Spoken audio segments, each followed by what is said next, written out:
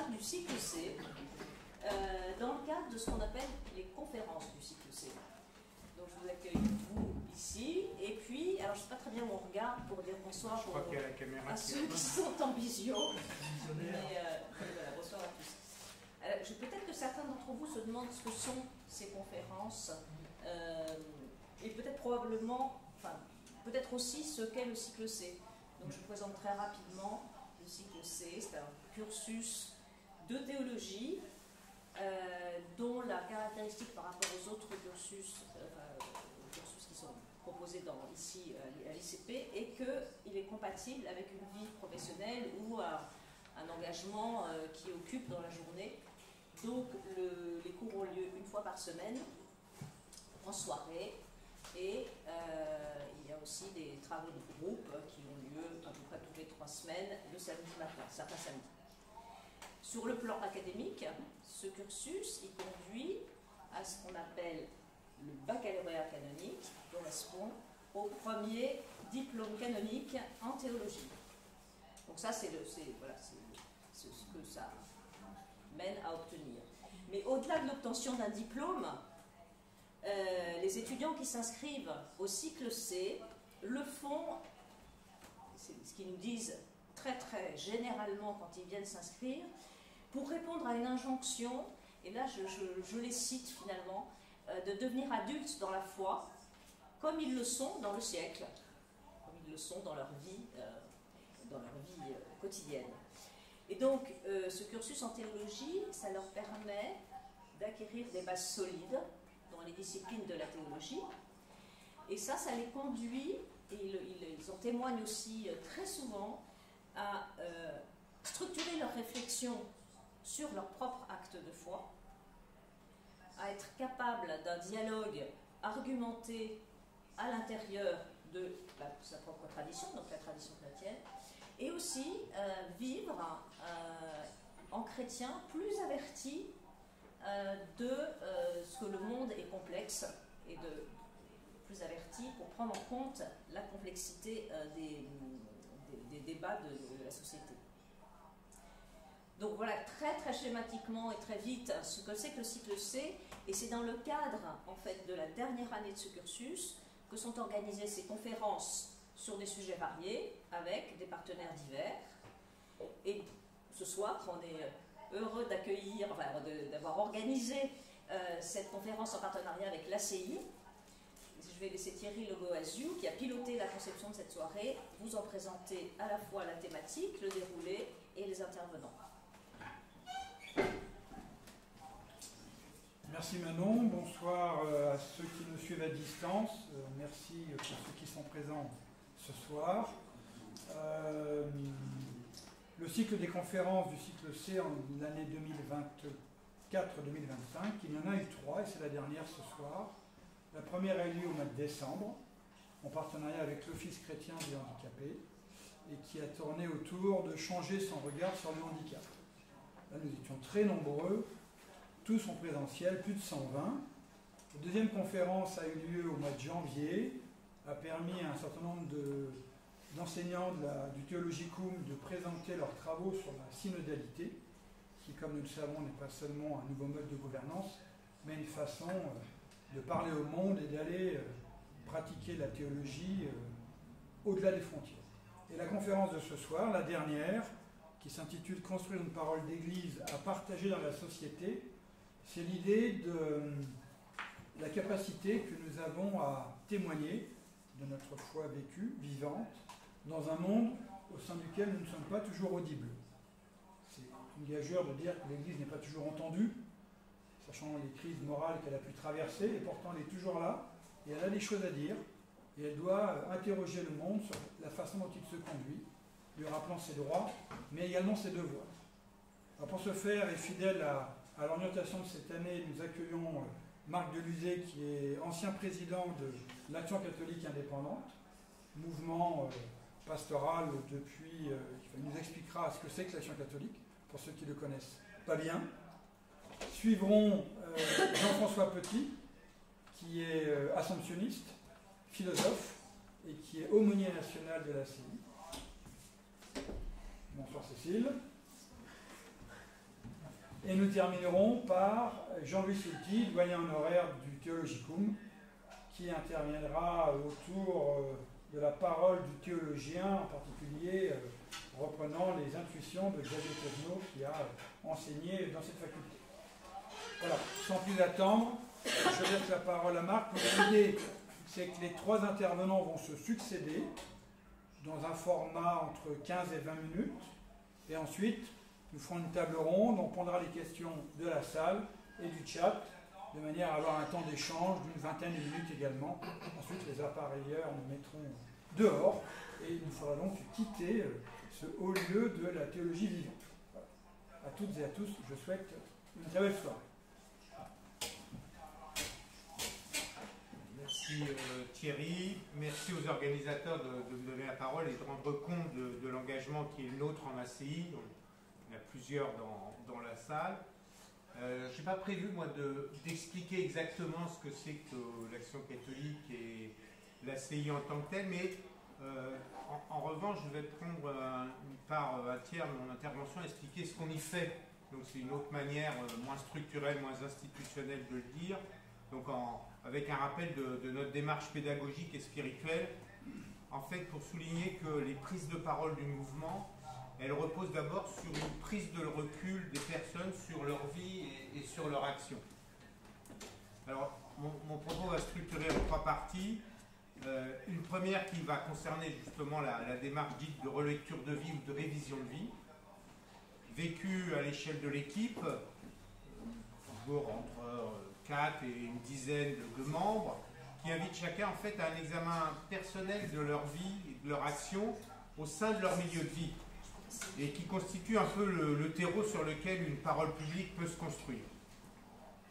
La seconde décrira les réflexions menées au sein des universités d'été de l'ACI depuis quelques années sur différentes thématiques, écologie, fraternité universelle, démocratie et état de droit, qui constitue d'une certaine manière une relecture plus collective, peut-être moins individuelle, et donc là aussi qui donne lieu à une prise de parole d'une certaine manière implicite, mais à une prise de parole.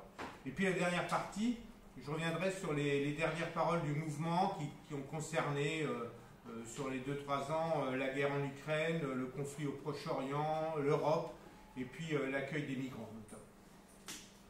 Alors, la démarche de l'ACI, sa pédagogie, elle est commune aux autres mouvements d'action catholique spécialisés. Donc l'ACI, Action des catholiques des milieux indépendants, mais il y a l'Action catholique ouvrière, dans le monde rural, chrétien en monde rural, et puis il y a des mouvements de jeunes, la JOC, Jeunesse ouvrière chrétienne, le mouvement rural de la jeunesse chrétienne, la JIC, puisque jeune de la JIC qui est présent ici. Voilà. Et donc, c'est autour de ce qu'on a appelé le voir, juger, agir, et en ACI, les trois verbes, c'est regarder, discerner, transformer. Alors le regard, et donc c'est la démarche dans laquelle on s'inscrit dans les réunions d'équipe. Cette première étape, en fait, elle consiste à s'arrêter pour regarder les événements qui font notre vie, ce qui, à un moment donné, constitue notre histoire, nos racines familiales et culturelles, chrétiennes, les mécanismes à l'origine des situations que nous connaissons, les normes qui nous influencent. Alors la démarche invite à comprendre avec le recul le sens de ce que l'on est, de ce qui est vécu, et à percevoir comment Dieu est présent à chaque instant dans nos vies. Alors cette étape est relativement exigeante en fait, parce qu'il ne s'agit pas simplement de bavarder sur un sujet donné, mais d'accepter de discuter la manière dont nous nous comportons dans le travail, en famille, nos amis, dans le secteur associatif, dont nous sommes impliqués personnellement dans des situations de vie abordées. Donc on s'intéresse moins à ce que l'on pense, plutôt à ce que l'on fait ou à ce qu'on ne fait pas. Et nous sommes invités à passer d'une certaine manière à un discours où on parle de choses d'autres, à dire je, voilà, moi, dans cette situation, voilà ce que je fais, voilà ce que je ne fais pas, voilà ce qui me pose problème.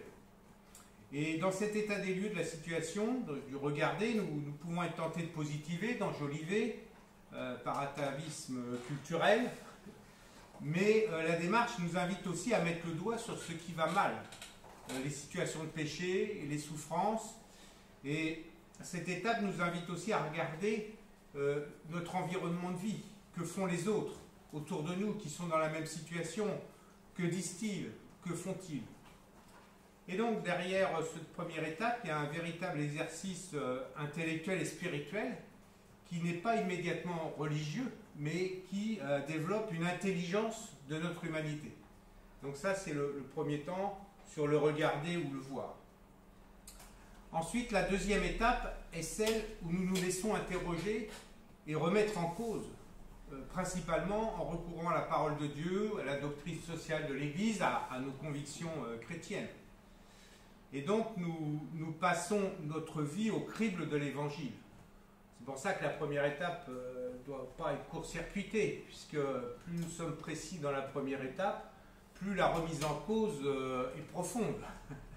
Donc évidemment, si on aplanit la première étape, la remise en cause est plus faible, mais entre d'un côté les événements du monde et de notre vie, et de l'autre la parole de Dieu, voilà, nous pouvons discerner les appels que nous lance le Seigneur, donner du sens à ce que nous faisons, porter un jugement sur ce qui nous arrive, à la fois personnellement, mais ensemble, avec tous ceux qui nous entourent au travail et sur un territoire donné.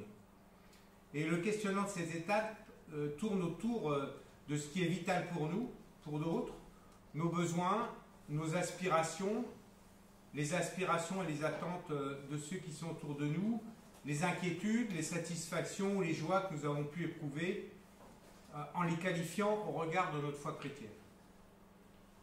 Donc, discerner.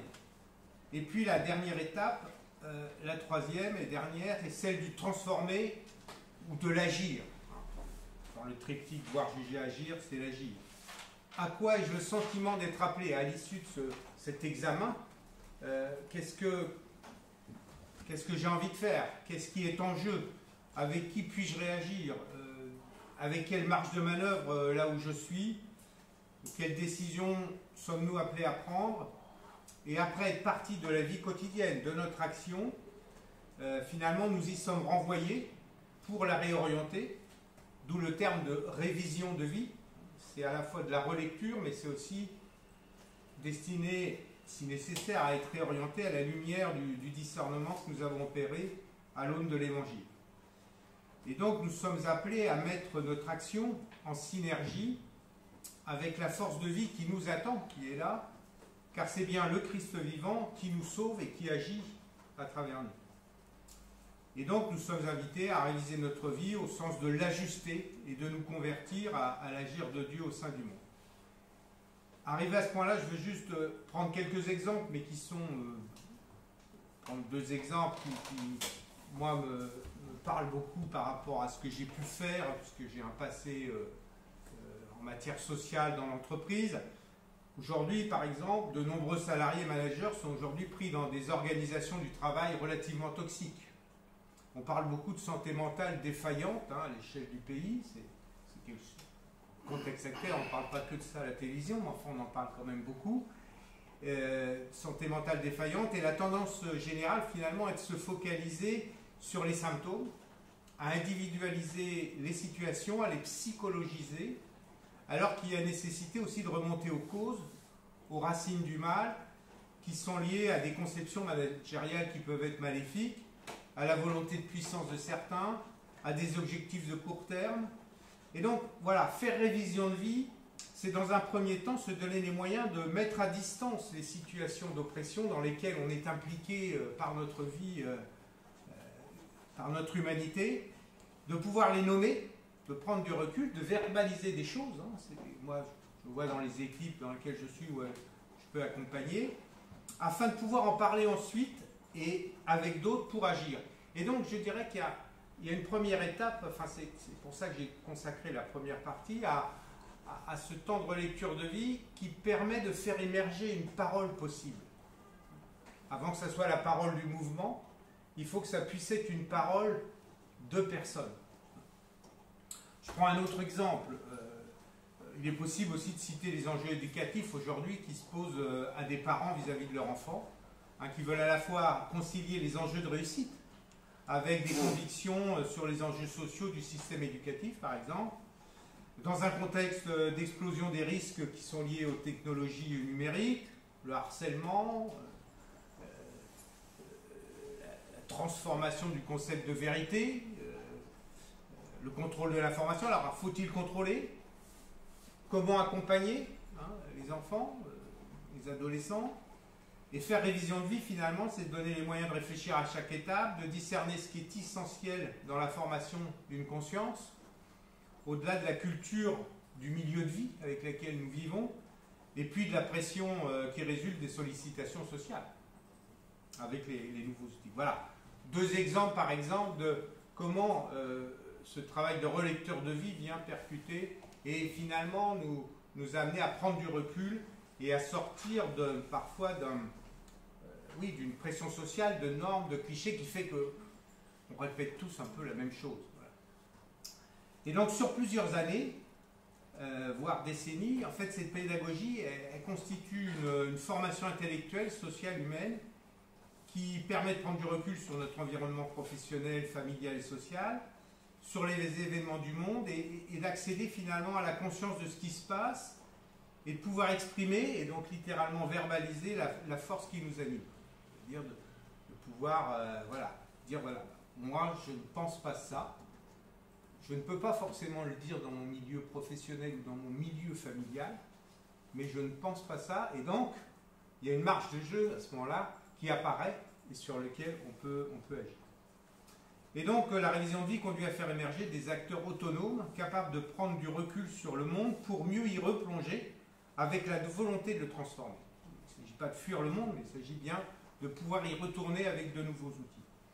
Et c'est cette prise de distance, ce réajustement de l'action qui produit du sens et finalement donne lieu à une parole qui n'est pas un discours, mais qui est quelque chose qui est significatif, intelligible, au moins humainement parlant. Comme le disait, alors je fais référence à un colloque qu'on avait travaillé ensemble avec Jean-François et puis Thierry au mois de novembre dernier, c'est l'agir lui-même qui constitue le socle de la parole. C'est l'action même, ce qu'on fait, qui va finalement fournir la substance de ce qu'on peut dire. Alors il reste à franchir une étape qui est celle du témoignage de foi, à travers lequel nous donnons du sens à l'action, mais un sens référé à la vie de Jésus, à la force de vie qui nous accompagne.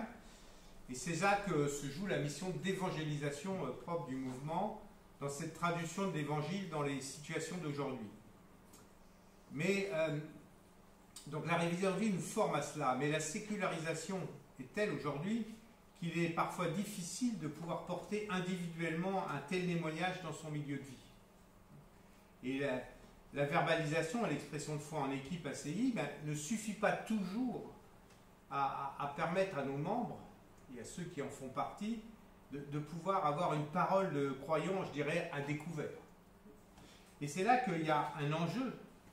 C'est pourquoi le mouvement existe d'une certaine manière et constitue une cellule d'église pour porter ce témoignage évangélique à plusieurs. C'est là que la parole collective, c'est dans cet esprit que les prises de parole font partie de la mission d'évangélisation de la CI. Alors, j'entame la deuxième partie, j'espère que je ne sais pas, où faire venir un peu sur les universités que la CI organise chaque année depuis 4 ans sur des thèmes précis. Il y a eu la transformation écologique en 2021 à Lyon, l'engagement à Dijon en 2022, la fraternité universelle à Strasbourg, la démocratie à Angers l'an dernier. Et la prochaine aura lieu sur les apprentissages à Lille au mois de juillet prochain. Comment ? Université d'été. Université d'été, je ne sais pas. Donc c'est l'occasion, oui, d'été. C'est l'occasion de définir une problématique qui déjà en soi est une parole. Le fait, vous voyez, de choisir un thème et de l'articuler, c'est déjà une prise de parole, délivrer un appel et un message. En 2021 à Lyon, l'université a permis de rédiger un appel « Convertissons nos pratiques environnementales et sociales face aux enjeux climatiques ». Cette université, en fait, a permis de partager des actions individuelles et concrètes, quotidiennes, dans lesquelles les participants étaient engagés et de les confronter à l'immense défi à relever.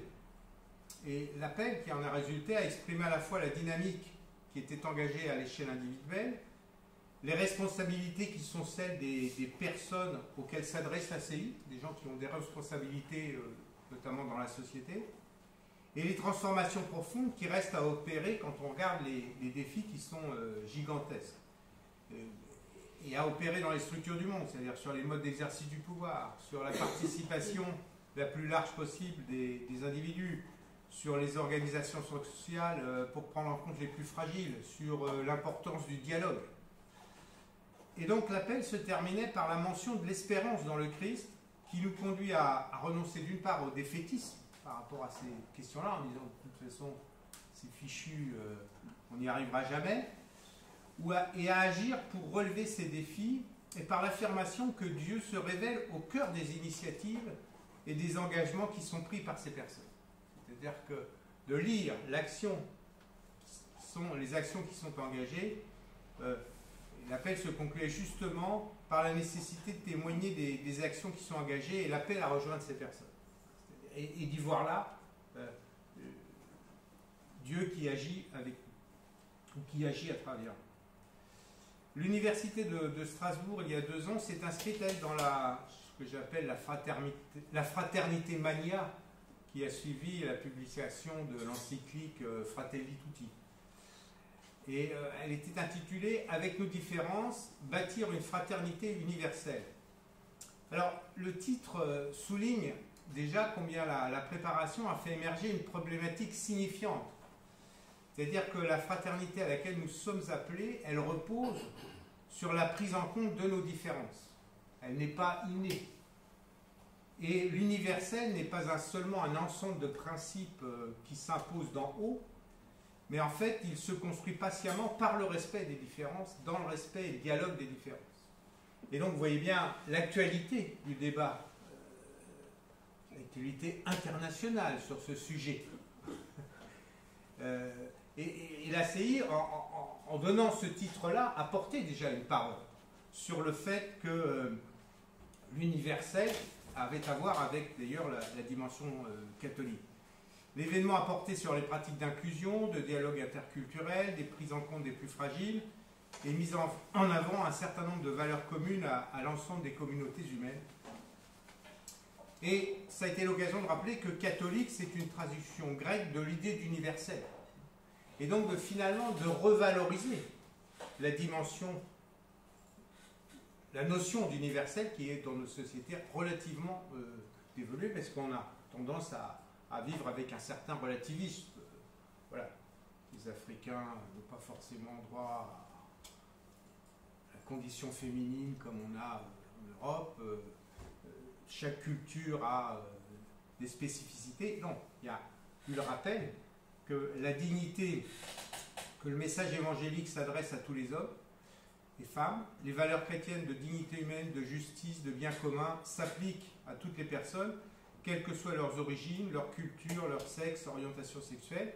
Et donc cette parole implicite du mouvement dans la manière de traiter le sujet a permis de porter un témoignage de foi en prise avec les préoccupations de nos concitoyens, croyants ou non. La dernière université dont je parlerai est celle de l'été dernier sur la démocratie, où là aussi, elle s'intitulait « Acteurs de démocratie pour bâtir l'avenir ». Elle a eu pour socle, là aussi, des actions, des initiatives, des engagements quotidiens à partir des participations qui étaient présentes, des orateurs qui ont été sollicités, en montrant comment cet agir, cette action quotidienne construisait la démocratie. Elle en a conduit d'autres à découvrir de nouvelles pistes, de nouveaux chemins pour s'engager. Et là aussi, la thématique choisie, les intervenants sollicités et les tables rondes ont mis en avant 2 points. La démocratie résulte de règles collectives, d'un état de droit, dont chaque pays est à l'échelle internationale. Et là aussi, on voit bien toute l'actualité qu'il y a eu à aborder ces questions-là. Et elle a permis de faire le lien avec l'Évangile. L'état de droit garantit une égale dignité à toutes les personnes, qui est au fondement même de nos convictions chrétiennes. Les valeurs démocratiques intègrent le souci du bien commun le respect d'autrui, le dialogue entre les parties. Et donc, d'une certaine manière, en choisissant ce thème, la CI a donné à voir une Église en phase avec l'idéal républicain qu'elle a longtemps combattu et en prise avec les débats actuels. Et en creux, le mouvement délivre un témoignage de foi à travers les initiatives et les engagements qu'elle choisit de valoriser. Alors, de cette façon-là, la CI ne donne pas simplement à avoir une institution catholique qui agit en tant que telle, puisque ce n'est pas sa vocation, mais elle donne à voir des femmes et des hommes qui se comportent dans la société conformément, enfin qui essayent de se comporter dans la société conformément à leur foi chrétienne, à la manière du Christ. Et donc c'est bien comment on agit en tant que chrétien, et elle le fait par un témoignage collectif qui rend possible un message évangélique audible, parce qu'enraciné aujourd'hui dans les actions concrètes de personnes immergées dans la société. Alors j'en viens, moi je suis un peu au bout là de mon temps. Bon, je me dépêche. J'en viens à la dernière partie, je vais essayer d'aller plus vite. Donc, il y a eu plusieurs paroles de l'ACI, je vais en citer quelques-unes. Un mois après l'invasion du territoire ukrainien, il y a eu une prise de parole qui s'intitulait « Guerre en Ukraine, un défi moral et démocratique », dans lequel le mouvement soulignait plusieurs points. Un sentiment de tristesse et de colère que nous avons perçu parmi les personnes, enfin, les gens du mouvement, mais tous ceux qui étaient dans leur environnement. Le viol du droit international, l'impact économique probable sur les plus fragiles à travers le monde, bien sûr les Ukrainiens, mais également dans nos sociétés européennes, probablement en Russie aussi, et puis dans les pays tiers, en Afrique, que ce conflit, et c'était l'expression, retardait l'avènement d'un monde de justice et de fraternité voulu par Dieu, mais c'est en soi... Et le fait que nos foi nous appelait à nous mobiliser vis-à-vis des réfugiés, à nous informer pour comprendre et lutter contre la désinformation. Et un dernier point qui est aujourd'hui un peu davantage au centre des débats, mais la nécessité de bâtir un ordre mondial qui porte un projet démocratique pour l'humanité. Donc voilà un petit peu ça, c'était une prise de position. Et ce qui est important de souligner, c'est que cette déclaration, elle a servi de base pour organiser des réunions locales dans les diocèses autour de cette question: comment sommes-nous impliqués, concernés par cette guerre, certes loin, mais qui était en Europe. Voilà, un petit peu une prise de position. Il y a une prise de position analogue après le 7 octobre, où la CI a publié une déclaration « La violence ne peut pas engendrer la justice », qui condamnait très clairement l'attaque terroriste, barbare et inhumaine du Hamas, mais également la réponse surdimensionnée d'Israël.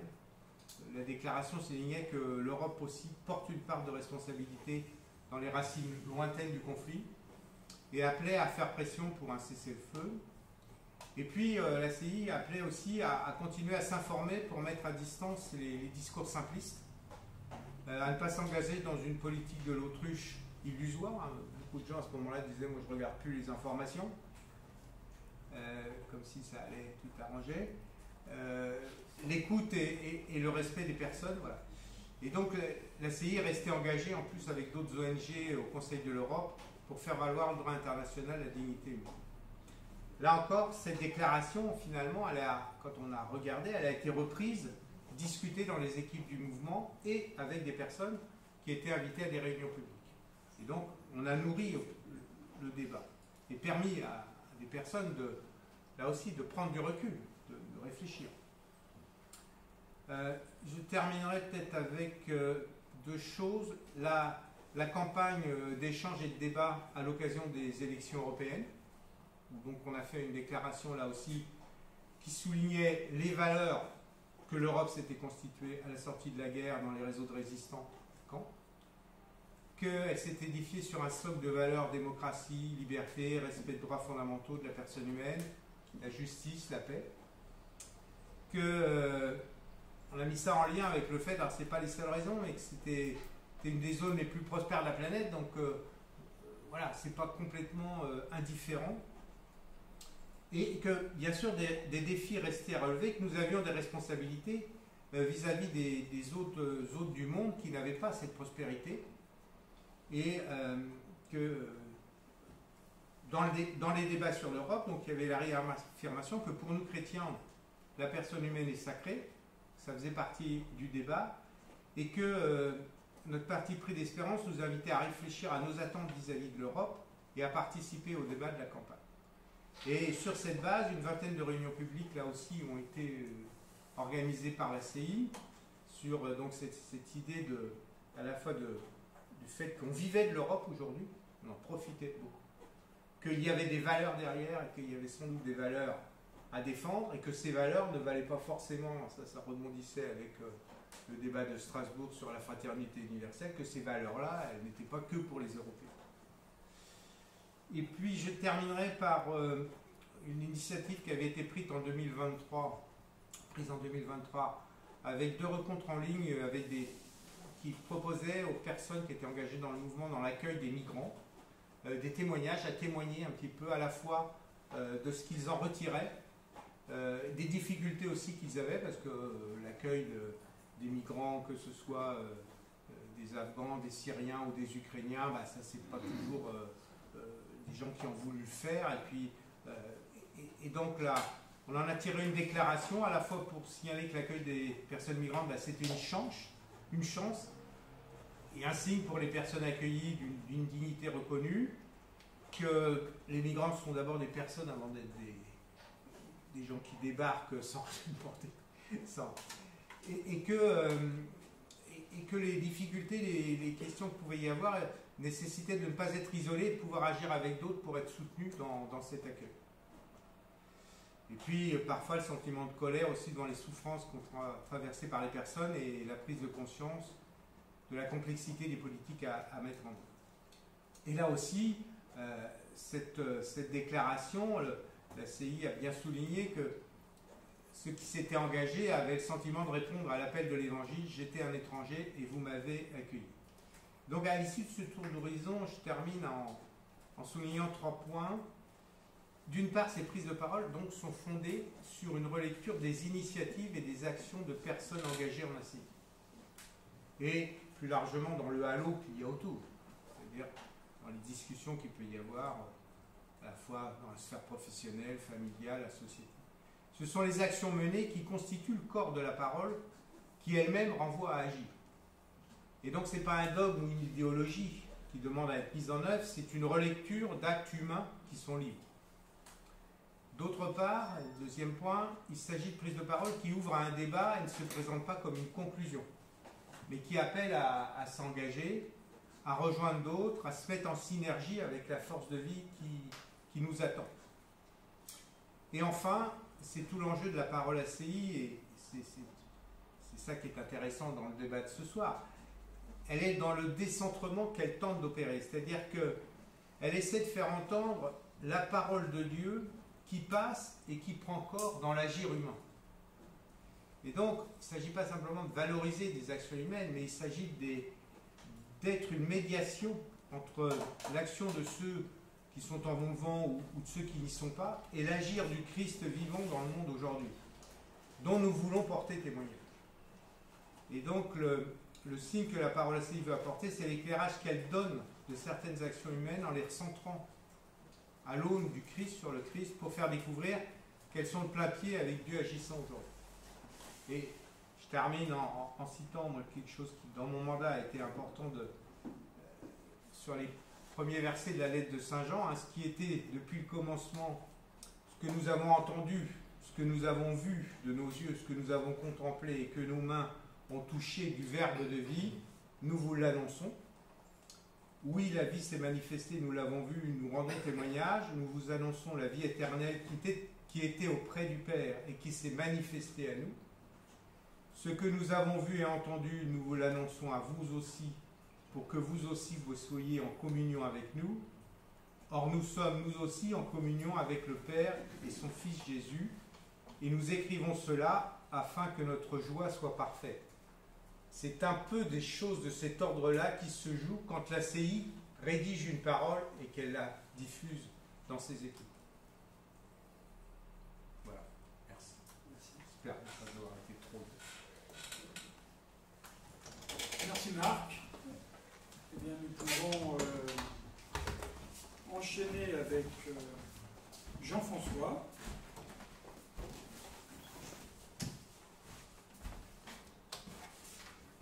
Merci Thierry, bonsoir à tous, à ceux qui nous suivent aussi en ligne ce soir. Je sais qu'ils sont très, très nombreux, donc moi j'ai une double casquette comme on l'a dit, donc je suis aumônier national prêtre dans une équipe d'aumônerie diversifiée. Donc aumônerie diversifiée, ça veut dire que je travaille avec deux laïcs et un diacre, et puis ici à l'Institut catholique, je suis professeur de philosophie et intervenu par le passé pour le cycle C qui nous accueille ce soir. Ce que je trouve important aussi à dire, c'est que notre soirée elle se situe aussi un peu dans la continuité, Marc Delisle l'a dit, d'un colloque qui a eu lieu ici avec plusieurs autres mouvements d'action catholique le 9 novembre dernier. Et donc c'est aussi une dynamique d'inscription dans des débats théologiques, de réflexion avec d'autres que l'on poursuit aussi ce soir. Voilà, donc je vais prendre un peu le relais de ce qu'a dit Marc sous une modalité un peu précise. Bon, je suis déjà intervenu ici dans cette sainte maison sur quelqu'un qu'on a qualifié d'historien, d'anthropologue. La qualification était parfois difficile. Jésuite qui s'appelle Michel de Certeau. Il est mort en 1986. Et je voudrais un peu passer, si vous me permettez l'expression, au tamis. Ce qui a pu être présenté par Marc à l'aune de l'analyse de Michel de Certeau. Bon, Michel de Certeau a été aussi très, très important ici à l'Institut catholique de Paris. Au tournant de mai 68, ses écrits sur les prises de parole ont fait date. Et je pense que ça peut nous aider aussi à comprendre comment la parole ici de laïque se structure.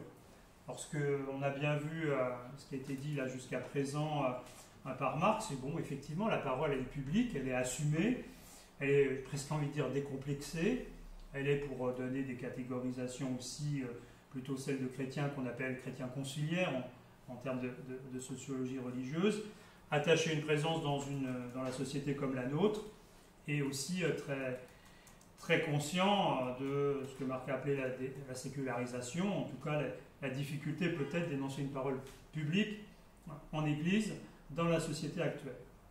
Bon, je pense que ces débats et ces questions telles qu'elles sont portées par la CI ne sont pas forcément, même si le contexte n'est plus le même, éloignés de celles de Certeau. Il avait fait un petit livre avec quelqu'un qui s'appelait Jean-Marie Domnac, qui s'appelait « Christianisme éclaté ». Aujourd'hui, d'autres ont d'autres analyses sur le christianisme dans la société contemporaine, mais je pense qu'il y a quelque chose d'intéressant à voir. Parce que finalement, en écoutant Marc, je me disais déjà où est-ce qu'il y a vraiment parole. Il a donné des exemples précis, donc qu'est-ce qui autorise cette parole? Bon, on a commencé à le dire, c'est aussi parce qu'il y a des pratiques. Quelles sont aussi les conditions d'émergence de cette parole? C'est aussi là parce qu'il y a des équipes, il y a un contexte, il y a une façon de faire, j'ai presque envie de dire un tour de main. Et puis Michel de Certeau, de son côté, lui a insisté aussi, est-ce qu'on peut encore entendre une parole là où on a l'impression qu'il n'y a plus de foi, où là la foi semble absente. C'est dans la fable mystique qu'il y a vraiment ce type de questionnement. Donc en fait, si on raisonnait un peu comme de Certeau, on pourrait déjà, à partir de ce qu'a dit Marc, proposer une sorte de cartographie dynamique des lieux de parole, des lieux d'action, des lieux aussi de la façon dont on construit les savoirs à la CI. On a évoqué les universités, les lieux aussi de travail, parce qu'il y a des commissions à la CI qui travaillent en continu, de reprise. Voilà. Alors, qu'est-ce qu'on constaterait si on faisait cette cartographie? On verrait souvent qu'il y a une interaction constante entre ces lieux, entre l'équipe, le territoire, les commissions, l'université, le comité national, l'équipe nationale, le niveau international qu'on appelle le MIAMSI. Bon.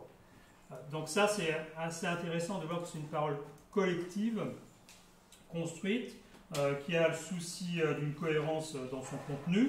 C'est pas fait comme ça au doigt mouillé, comme on dit, et que la CIF forme peut-être d'une certaine façon une sorte de réseau social, mais comme ça a été dit là à l'instant, en interaction avec le milieu. Donc ce n'est pas une parole verrouillée, hein, ce n'est pas simplement une parole institutionnelle, ce sont des gens qui sont engagés professionnellement, hein, qui portent des responsabilités, hein, des petites, des moyennes, des grandes, qui sont témoins aussi des évolutions de l'Église. L'ACI a un fort enracinement territorial, hein, bon, l'ACI est présente dans beaucoup de diocèses en France. L'ACI a aussi une dimension d'incarnation dans l'Église, dans la structure ecclésiale institutionnelle, puisque beaucoup de ses membres sont, on pourrait dire, multicartes. Donc c'est aussi ça qui marque ces prises de parole, avec quand même aussi, pour rejoindre Michel de Certeau, chez beaucoup une distance prise avec toute l'institution, pour des raisons diverses et variées. Diverses et variées parce que voilà, l'ACI œuvre en périphérie, parce que l'ACI est aussi avec un certain nombre de personnes qui ne se revendiquent pas de la foi chrétienne, et ça oblige aussi au sein des équipes à vouloir, dans cette dimension d'accueil large, à tenir compte de chacun. Donc c'est une façon sans doute de faire corps, c'est sans doute aussi une façon de trouver un langage privilégié, c'est aussi une façon évidemment d'exister. Donc si on en faisait l'analyse un peu à la façon de Certeau, ce qui serait intéressant, c'est de chercher quels sont aussi les angles morts, quelles sont aussi un peu les réserves. Et bon, pour prendre aussi un peu de distance, moi j'ai parfois l'impression aussi que autant la dynamique interne, elle fonctionne bien, voilà, c'est-à-dire que la parole circule bien, autant c'est plus difficile dans d'autres instances, sociales ou ecclésiales, disons ça comme ça. Par exemple, bon, est-ce que ces paroles-là sont reprises dans des instances comme des syndicats, dans d'autres types d'organisations, ou même l'Église en tant que telle? Il ne suffit pas d'envoyer à tous les évêques un certain nombre d'éléments pour qu'ils soient forcément reçus, compris. Bon.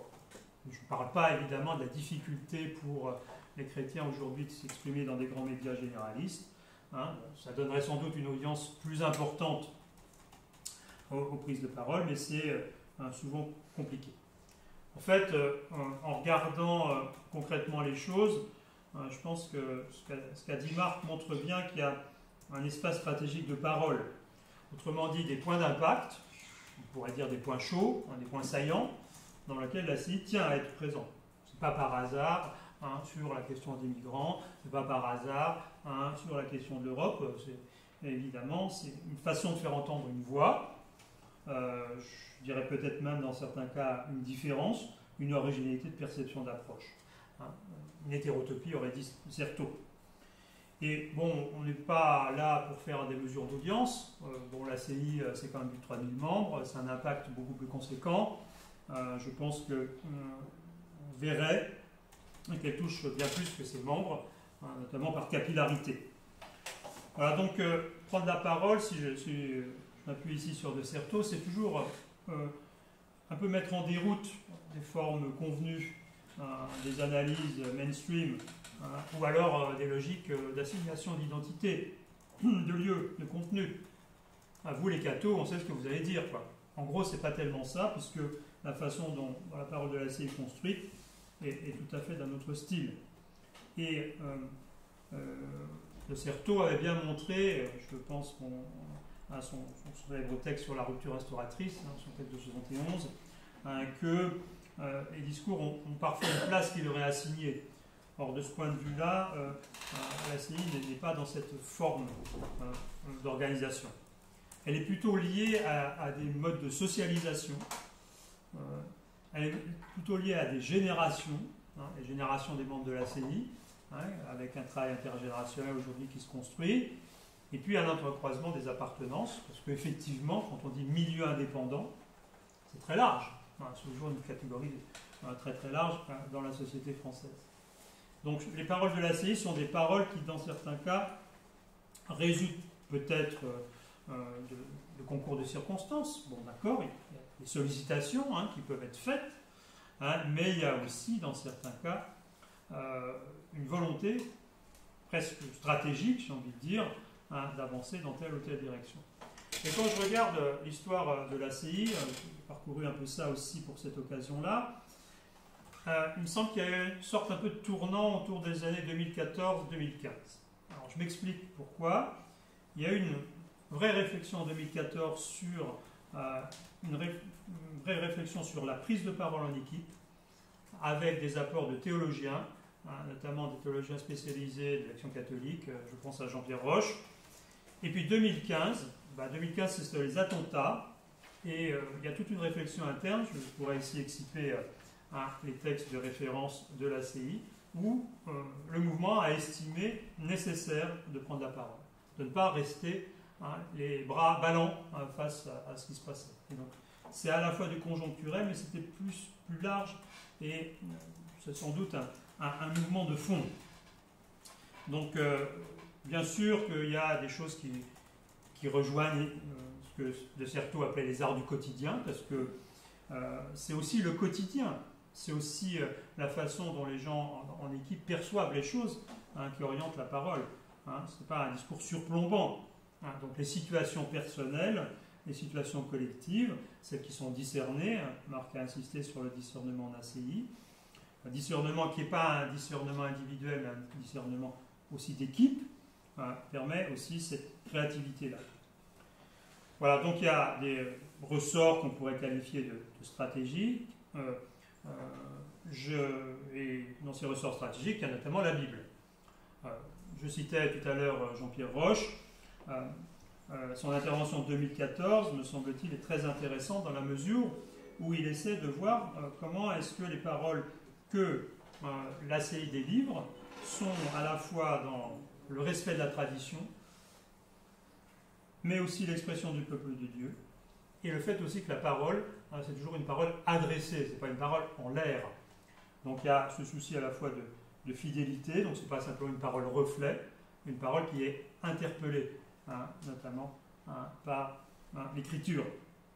Donc il y a effectivement cette forme de, on pourrait dire, de praxis, et Jean-Pierre Roche était très, très précis, je le cite, dans ce Conseil national de 2014. Je ne pense pas qu'évangéliser, ça rejoint ce qu'a dit Marc tout à l'heure, ce soit appelé à la conversion, ou pire, faire la leçon aux autres. Il y a vraiment ce souci de se démarquer d'une façon de faire. La parole, en tout cas de l'ACI, elle entend surtout donner à comprendre des faits de vie, l'ACI très centré sur des faits de vie, des événements, dans un discours incarné. Donc, je voudrais vraiment réfléchir sur le fond, si on avait plus de temps, cette dynamique d'incarnation, en quoi elle est authentiquement chrétienne. Et elle joue aussi, dans certains cas, d'une multiplicité d'appartenance. C'est vraiment à la charnière du social et de l'ecclésial. Je repense ici à ce qu'on a appris aussi avec des gens comme Jean-Jean Schray, qui est un grand prof de cette institution, comment aussi des laïcs, des hommes et des femmes, des bénévoles, des simples citoyens, qui n'ont pas tous une formation théologique, prennent la parole sur des modalités qui leur semblent importantes. Donc, on pourrait le dire autrement, c'est aussi une forme de vigilance ecclésiale, pour que les choses ne soient pas aussi trop déconnectées, et puis vigilance démocratique, pas besoin de faire aussi un dessin sur la vingtaine de débats que l'ACI a menés dans toute la France sur l'Europe. À un moment où les taux de participation sont très faibles, où c'est la faute à l'Europe, etc., il y a quand même eu ici une prise de position nette. Voilà, ça me semble très important de le redire aussi, parce que bon, j'ai par ailleurs été un professionnel d'information. Aujourd'hui, on voit très bien comment sont agrégées des opinions, comment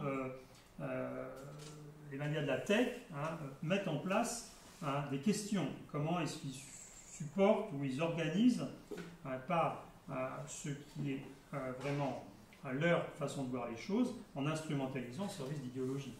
De ce point de vue-là, la parole de l'ACI, je la qualifierais même d'anti-idéologique, Marc l'a aussi un peu dit tout à l'heure. Voilà, donc par rapport à De Certeau, si je remets un peu le rail sur De Certeau, De Certeau pensait souvent que les paroles, les discours même, étaient comme des, je le cite, des bouteilles jetées à la mer. En fait, on n'est plus dans le même contexte. On est dans un contexte que Théobald, le théologien jésuite, qualifie de diasporique.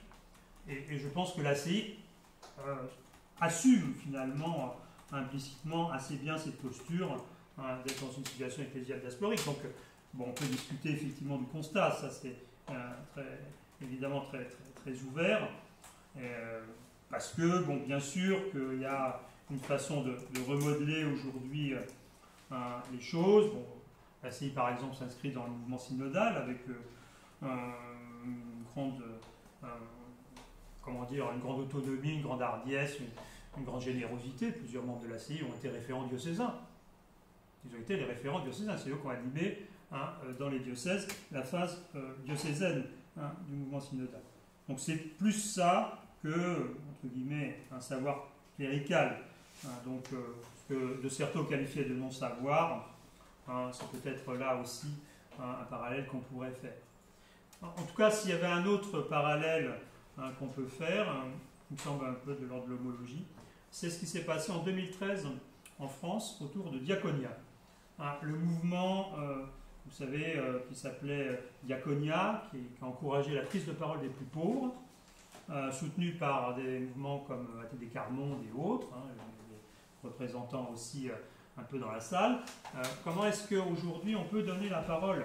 Et comment est-ce que aussi certaines catégories ou certains groupes sont amenés à la prendre? Ben, voilà, je pense qu'il y a une façon très particulière, ou moins simple que certains l'imaginent, de donner la parole et surtout d'illustrer les choses. Quand l'ACI intervient au Conseil de l'Europe ou dans d'autres instances, elle est capable, comme le fait ATD Carmonde, d'illustrer par des témoignages précis un certain nombre d'idées, on va dire, plus conceptuelles. Donc, l'ACI, c'est évidemment une élaboration collective, c'est des retours, c'est des zigzags, c'est des réécritures, c'est des bifures, c'est des marges. Bon, voilà, donc on serait autant ici du côté de Derrida que de Certeau, mais il y a toujours, ce qui est très intéressant, une zone un peu grise aussi, une zone un peu indécise, c'est-à-dire qu'est-ce qui cristallise à un moment donné le texte qui va être le texte un peu définitif. Bon, on ne cherche pas le tampon du comité de l'ACI ou une autorisation extérieure qui permettrait de voir les choses, c'est plutôt un horizon d'attente. Donc il y a plutôt un effet de résonance sur lequel va se jouer effectivement en grande partie la réception. Parce que ce qui compte dans un texte théologique, c'est aussi sa réception, au sens vraiment théologique du terme, c'est-à-dire être capable d'affronter aussi un certain nombre de défis, de questions au sein même de l'Église. Voilà, donc le diagnostic, je ne vais pas m'apesantir trop là-dessus. Marc l'a dit tout à l'heure, je pense que la façon même dont l'ACI conçoit sa parole, c'est aussi sous la modalité de l'espérance. Et ça, c'est important aussi de le redire. Les gens ont besoin, attendent des paroles qui soient aussi des paroles d'espérance. Et là, je pense que le paramétrage était déjà fait en 2014, c'est-à-dire il y a plus de 10 ans. Je lis le texte un peu de référence de 2014. Hors de tout contexte impulsif, affectif ou idéologique, les paroles de l'ACI ont pour vocation d'être éveillantes et constructives. Éveillantes et constructives. Vous voyez, donc on n'est pas là dans le punchline, on n'est pas dans les pros de la com, on est plutôt dans une parole qui est un peu laborieuse, au sens vraiment noble du terme, avec aussi une recherche de consensus dans ceux qui rédigent ces textes. Par exemple, sur le Proche-Orient ou d'autres. Voilà. Donc on est dans un monde qui est sans doute globalement un monde de l'hypercommunication, mais on devrait peut-être être plus attentif en Église à la façon dont ces communications la diffusent, horizontales, j'ai presque envie de dire comme ça, font aussi sens. Et je pense que de ce point de vue-là, il y a un peu, pour reprendre la terminologie sertalienne, une ruse.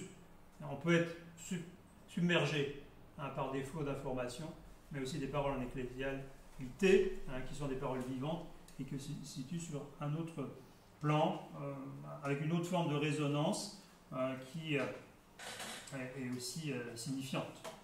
On Alors Marc a un peu évoqué ça, j'en dis simplement un mot. Bon, bien des fois, on voit aussi que le discours social de l'Église, ce qu'on appelle le discours social de l'Église, n'est pas absent, pas par hasard, notamment sur les migrants. Il y a, me semble-t-il, dans ces paroles, une tentative d'analyse, mais il y a surtout, je vais terminer là-dessus, pour ne pas être trop long, une volonté de faire parler l'esprit. Voilà, aussi sous cette dimension pneumatologique que les choses se jouent. Ce n'est pas simplement des êtres situés qui à un moment donné prennent la parole, c'est aussi comment l'Esprit Saint permet à des hommes et des femmes concrets aujourd'hui d'être présents à un certain nombre de réalités sociales, ecclésiales, et permettre aussi d'avancer dans ce qui est un mouvement, bon après, l'analyse philosophique là aussi on peut la contester, mais un mouvement d'accélération, tout va toujours plus vite, et un mouvement aussi de saturation. Donc là, ce que je découvre vraiment aussi dans ma responsabilité d'aumônerie, c'est que les espaces d'équipe sont des espaces de respiration. Et ces espaces de respiration, où comme l'a dit Marc tout à l'heure, les choses peuvent être dites, en tombant la cravate, en tombant la face, en tombant effectivement les responsabilités qui sont assignées, et une parole en liberté. Voilà. Donc, c'était déjà dit en 2014, je le reprends dans le document de référence aussi, un esprit d'ouverture et de création avec l'attention portée aux signes d'espérance et aux nouveautés en germe. Dit en d'autres termes, discerner les signes du royaume. Ouais. Vous voyez, donc là, il y a quelque chose qui me semble tout à fait intéressant à analyser. C'est sans doute une des modalités de présence et de pertinence d'un courant d'église, qui est peut-être moins connu, moins pratiqué qu'il y a quelques années, mais qui n'a vraiment pas dit son dernier mot, et qui porte encore des choses très fortes pour l'ensemble. Voilà, ce que je dirais moi de mon côté. Merci Jean-François. Et nous allons terminer la partie d'intervention avec le Père Soulti, bon honoraire du Theologicum. Voilà, bonsoir à toutes et à tous et à ceux qui sont à distance. Merci aux organisateurs de cette soirée. Donc il m'a été confié de vous parler du sujet qui s'affiche devant vous, l'intervention du théologien dans l'espace public. Alors je vais donc parler d'un certain personnage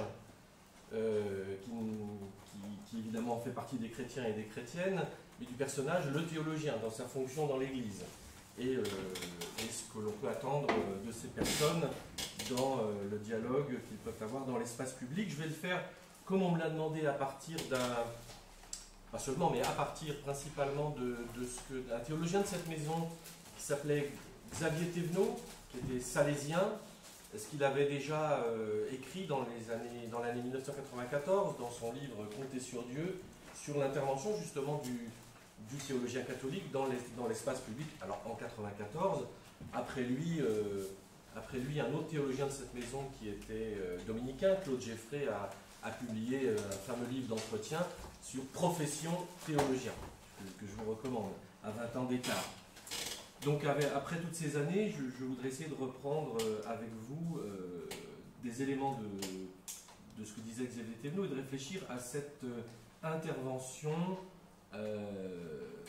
du théologien et des théologiennes dans l'espace public. La première chose qu'il faut dire, c'est ça, c'est que théologien c'est masculin, mais il y a des théologiennes dans cette maison, dans la faculté de théologie de cette maison, la moitié des théologiens sont des théologiennes. C'est de ça dont il s'agit, c'est-à-dire des personnes qui ont suivi la formation universitaire qui permet d'accéder à ce métier et qui ont reçu un mandat du Saint-Siège pour enseigner la théologie catholique. Donc la moitié sont des théologiennes. Et elles interviennent, et ils interviennent dans les domaines, dans l'espace public. Donc Xavier Thévenot disait que, dans l'introduction de son propos, qu'est-ce qu'on peut attendre d'un théologien ou d'une théologienne qui intervient sur un plateau de télévision, dans des médias, dans un diocèse, que sais-je. Est-ce que c'est un bouc émissaire, disait-il, ou est-ce que c'est un répétiteur des positions supposées obscurantistes d'une église qui ne comprend rien au monde? Est-ce qu'il est pris entre ces deux alternatives, enfin, dans cette alternative? Non, disait Thévenot, il est plutôt là, les théologiens sont plutôt là pour essayer de conduire une réflexion sur qui est comme un art du discernement des situations et des engagements des personnes dans la société. Parce que s'il est invité, et je veux dire les lieux où il est invité, le théologien ou la théologienne, il est à la fois un hôte, mais son problème c'est de ne pas devenir un otage. Ça s'éteint. Je ne sais pas pourquoi ça s'éteint. Qu'il ne devienne pas un otage de ceux qui l'invitent. Alors j'aurais trois temps, je vous dirais théologien et théologienne, de quoi s'agit-il, et théologie. Deuxième temps, le dialogue de ces théologiens et théologiennes dans l'espace public. Et troisièmement, quelques critères au fond, pour nouer ce dialogue des théologiens et théologiennes dans l'espace public. Thévenot, dans son article, disait faisons une cartographie.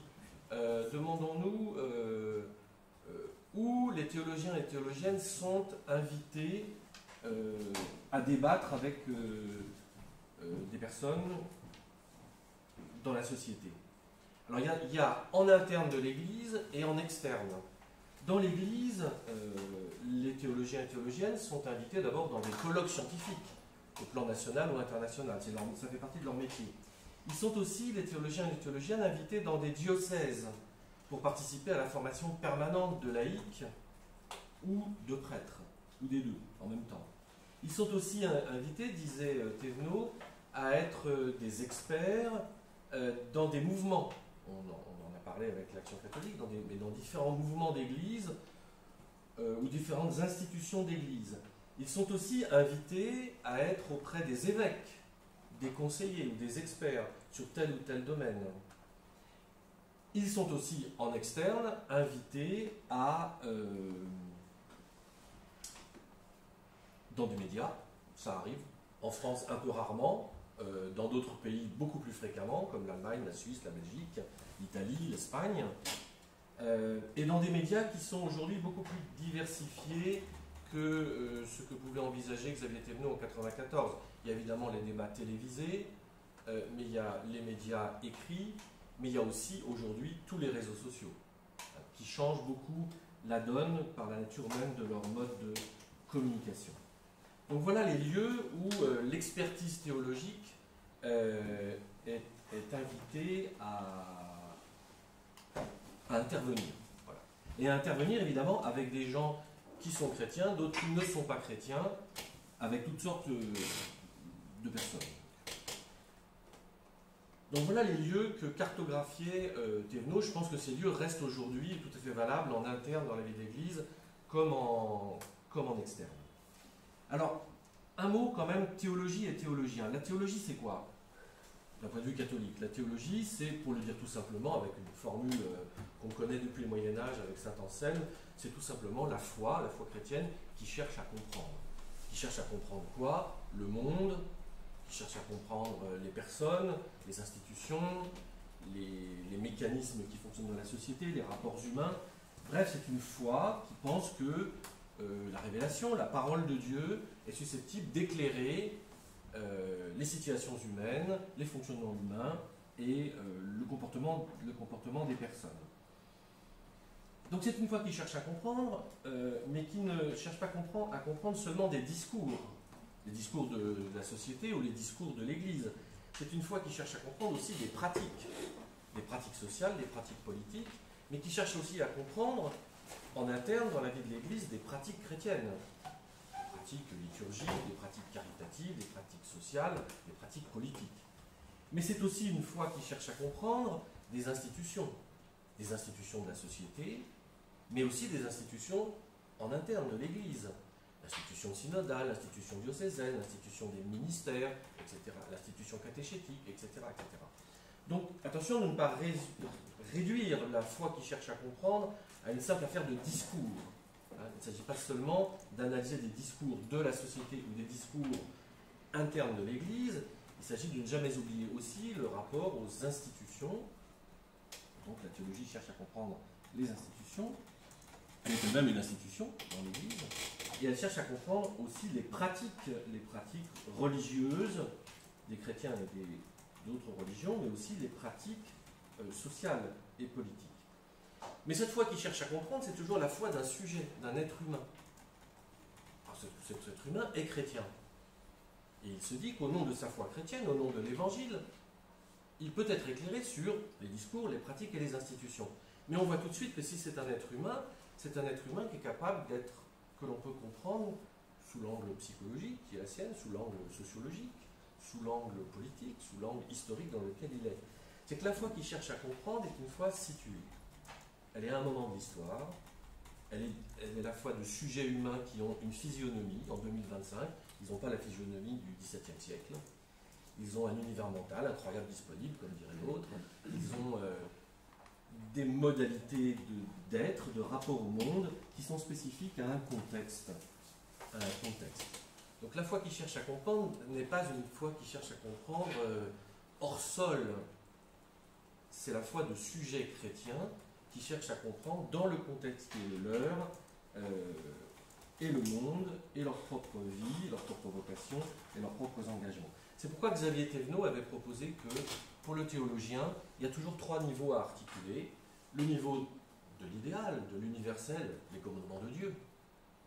Le niveau singulier, le sujet humain dans sa décision personnelle, et ce qu'il appelle le niveau particulier, qui est le niveau contextuel dans lequel un sujet humain, chrétien, cherche à comprendre sa situation, la situation du monde, au regard de la révélation, que le fournit la parole de Dieu dans la Bible, mais dans un contexte.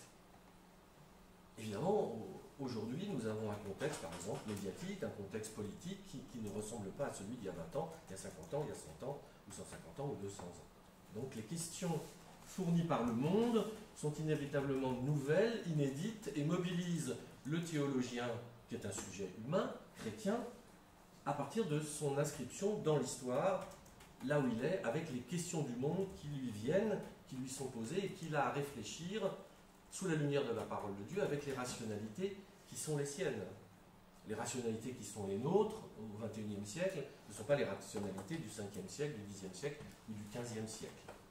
C'est toujours donc ce débat, cette articulation plutôt, entre l'idéal, l'universel chrétien, la proposition idéale de Dieu, les commandements de Dieu, la singularité du sujet, et précisément, c'est là qu'intervient probablement davantage le théologien, d'expliciter les conditions contextuelles dans lesquelles des chrétiens et des chrétiennes ont à nouer une parole avec la société et le monde qu'ils habitent et qu'ils partagent. Voilà, voilà ce qui me semble être les théologiens et la théologie. On voit bien par là d'ailleurs que le Concile avait eu raison de dire dans la Constitution l'Église dans le monde de ce temps, qui s'appelle Gaudium et Spes, au numéro 44, le Concile avait dit l'Église apprend beaucoup du monde.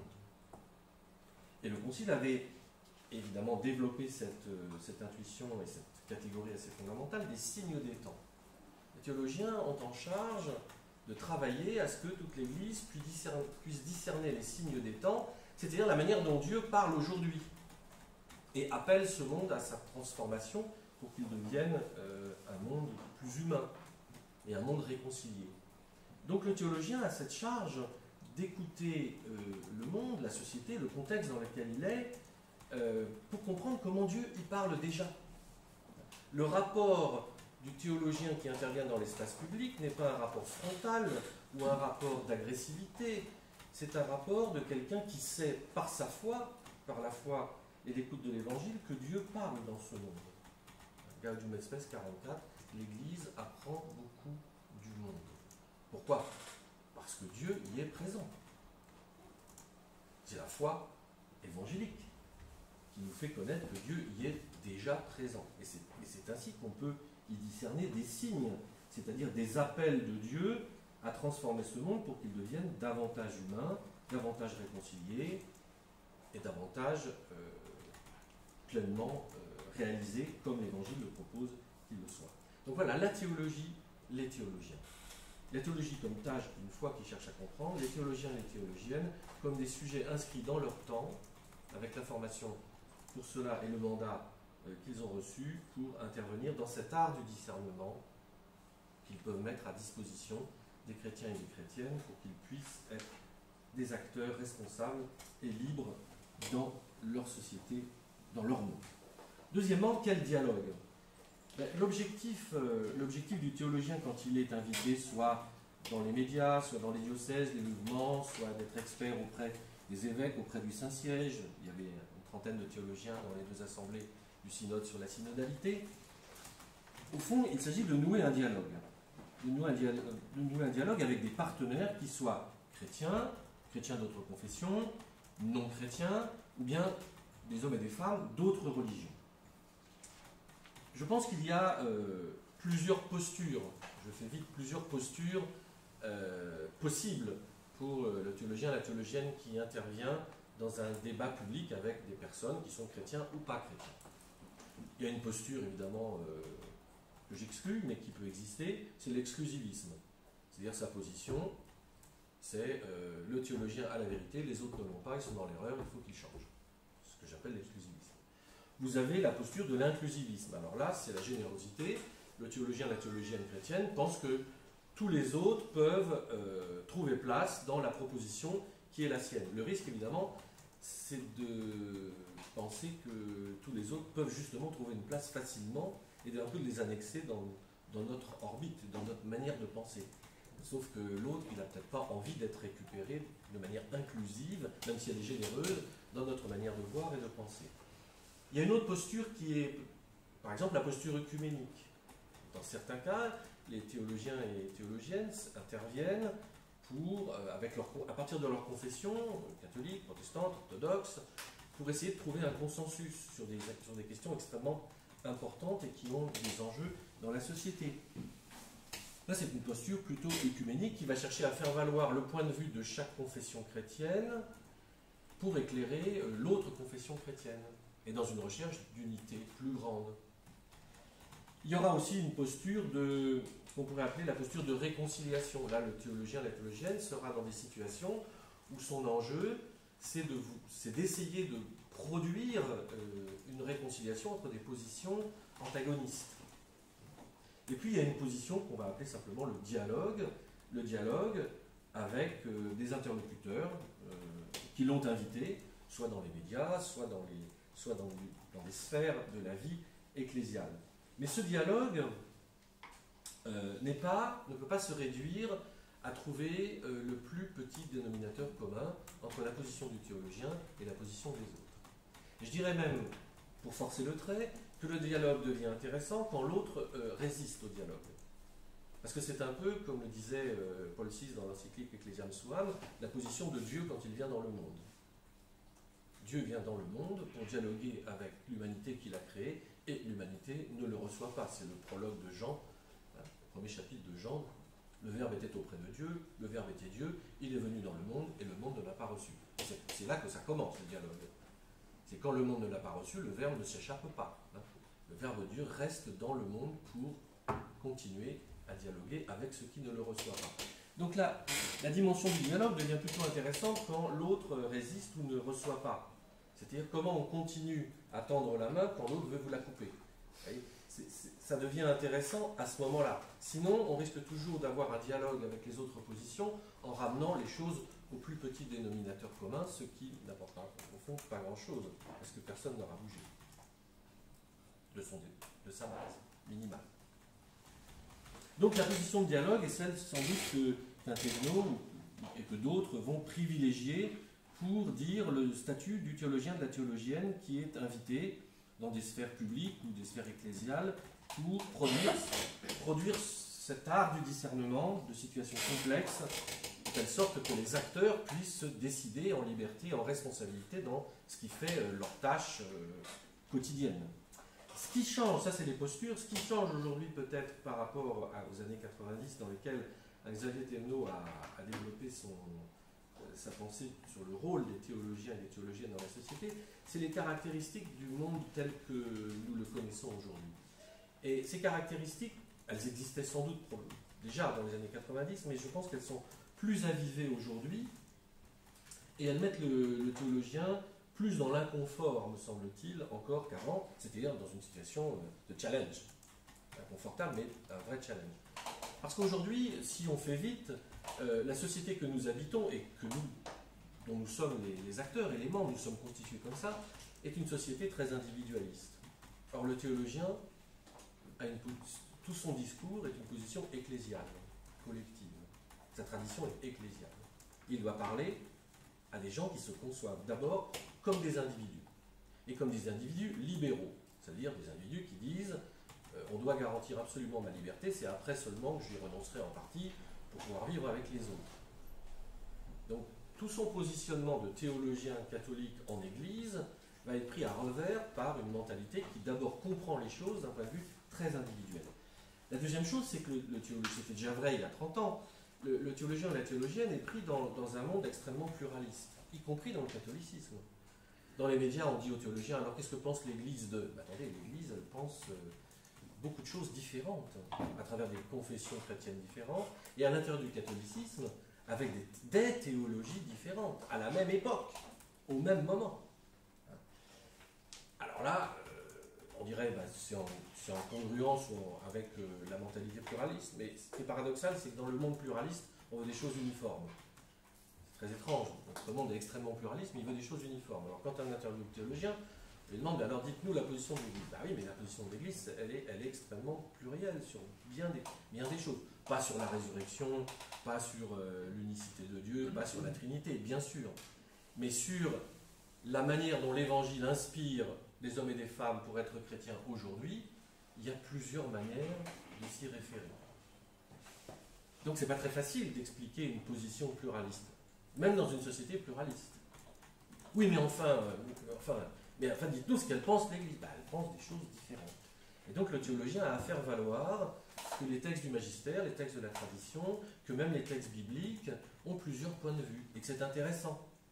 Et que c'est intéressant pour construire un discernement dans des situations complexes. Et puis, on est aussi dans une société très désinstitutionnalisée. Les institutions sont un peu fragilisées. Or, le théologien, il appartient à une institution qui a 2000 ans, qui s'appelle l'Église, et à une institution aussi dans laquelle, qui est la communauté scientifique des théologiens et des théologiennes, et donc une évaluation par ses pairs. Bref, il vient avec tout un environnement très institutionnel de sa parole, dans une société qui est défiante à l'égard des institutions. Or, on vous connaît, vous, le théologien, la théologienne, on sait ce que vous allez dire. De toute façon, vous dites comme votre institution. Attendez, laissez-moi un tout petit peu parler, vous allez voir que l'institution, c'est plus complexe que ce que vous imaginez. Et que c'est aussi intéressant. Et puis, on est dans des sociétés extrêmement relativistes. Évidemment, le théologien vient avec l'absolu de Dieu. Alors, dans un monde relativiste, l'absolu de Dieu, comment vous le monnayez pour inspirer des hommes et des femmes dans leur discernement et leur conduite dans leur vie humaine. Et puis enfin, on vient dans une société qui est mondialisée, à tous les sens du terme, je ne m'appesantis pas là-dessus, mais le théologien, il vient avec l'idée que la foi se vit en église, dans une église particulière, qui a un visage particulier, quand c'est une église française, belge, suisse, congolaise, asiatique, voilà, que l'église du Christ est présente, voilà, dans toutes ces églises particulières avec des visages différents. Ce n'est pas une mondialisation globalisante, c'est une catholicité. C'est une catholicité qui se donne dans les réalités les plus petites de l'église. Et donc, vous voyez, sur toutes les caractéristiques de la société moderne, le théologien est un peu pris à contre-pied lorsqu'il doit s'exprimer. Et donc, il doit déjà faire valoir auprès de ses interlocuteurs qui sont structurés par l'individualisme, le pluralisme, la désinstitutionnalisation, la mondialisation et le relativisme, il doit faire valoir en quoi sa parole peut être pertinente, alors qu'il vient avec d'autres attendus que cela. Mais c'est son challenge et c'est aussi sa tâche. Ça explique peut-être pourquoi, d'ailleurs, on n'en est pas beaucoup dans les médias. Mais enfin, il est beaucoup invité dans la vie ecclésiale et dans toutes les églises. Peut-être pas assez, en tout cas en France, dans un univers médiatique public. Le troisième point, très rapidement, j'en terminerai par là, c'est d'essayer de trouver à partir de Xavier Thévenot, mais pas seulement à travers lui, quelques critères pour l'intervention de théologiennes et de théologiens dans l'espace public. donc avec cette race spécifique de gens qui ont un mandat d'enseigner la théologie et de travailler en tant qu'experts à cet art du discernement chrétien à la lumière de la parole de Dieu dans des situations complexes et avec les rationalités propres de leur temps. Ce ne sont pas des critères dans un ordre d'importance, on peut les mettre dans n'importe quel ordre. Le premier, je dirais, c'est écouter le point de vue de l'autre et chercher à le comprendre. Si on est ignatien, on dirait sauver la proposition d'autrui. Mais aussi pour la raison que j'ai dit tout à l'heure, écouter le point de vue de l'autre, parce que le propre de Dieu, quand il vient dans le monde, même quand il est rejeté, c'est de se mettre à l'écoute pour rencontrer quiconque.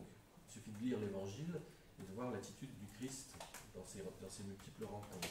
Mais c'est aussi la conviction croyante qui s'est énoncée au Concile, quand je vous dis que dans la Constitution sur l'Église dans le monde de ce temps, on a cherché à expliquer que quand les chrétiens considèrent le monde, ils ne considèrent pas un monde sans Dieu. Ils considèrent le monde comme créé par Dieu, créé et sauvé par Dieu. C'est pas nouveau, hein. Saint Justin, au Xe siècle, pensait déjà ça. Hein. Il y avait dans le monde des semences du Verbe présentes et qu'on pouvait les discerner. La deuxième chose, c'est donc écouter le point de vue de l'autre pour cette raison profondément théologique. Hein. Écouter l'autre, pas seulement pour être gentil avec lui, mais parce que Dieu lui parle. Et il parle aussi à la société.